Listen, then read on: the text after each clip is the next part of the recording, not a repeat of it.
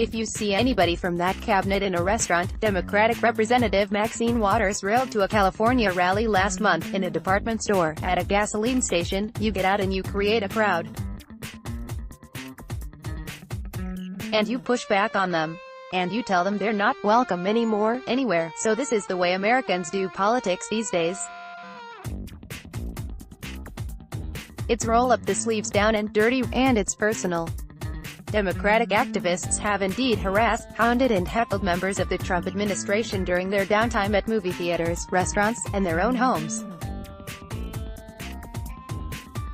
Trump's press secretary, Sarah Huckabee Sanders, was ejected from a Lexington, Virginia restaurant because of the perceived toxicity of her politics. It would have been illegal to refuse service to Sanders for being gay, black or disabled, but no American law forbids discrimination against Republicans, hence the national discussion about whether civility should still play any part in a country that's lost the plot in every other respect. Mind, the proprietors' request that Sanders' party leave the Red Hen was altogether civil compared to the blowback on the right. Trump supporters inundated the place with fake reservations and negative reviews on Yelp, where the establishment is now rated 1 star. Eateries of the same name in other states were deluged with threatening phone calls.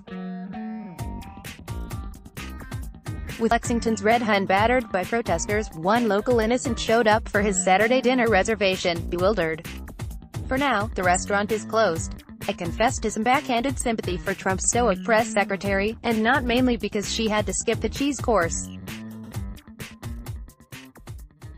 This poor woman has had to front for lies, faulty, meaning no, presidential research and scrawled on a wet napkin policy decisions, all with a straight face. I can't imagine a worse job on the planet. News that even the stalwart Sanders is falling out of favor with her boss is yet more evidence that Trump can't even defend his own interest, much less the country's.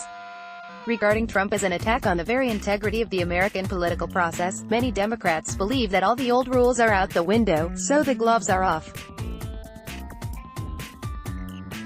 Yet when aping the crude insults of Trump himself, the left only accelerates his corruption of American politics. The new exceptionalism means the most primitive standards of decency no longer apply to either side. And it's mighty difficult to cram the genie of political hate speech back in the bottle. To a point, politics is personal. We infer character from position. The default assumption on the left is that its opponents are not merely misguided, but immoral.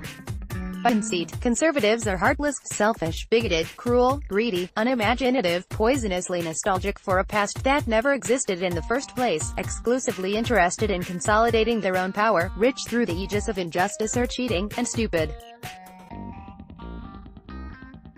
These aren't ideological but deeply personal qualities. In turn, to conservatives, left-wingers are unpractical, judgmental, shrill, delusional, humorless, self-righteous, dictatorial, childish, dangerously ignorant of what makes societies, economies, and people tick, and, naturally, stupid. These are deeply personal qualities also. Yet on an individual level, these caricatures don't hold. People have a wide variety of reasons for believing what they do, and we don't know what those reasons are unless we ask. I've friends with whom I differ politically. It's vital to me, as it should be to all of us, that we can disagree and still like each other.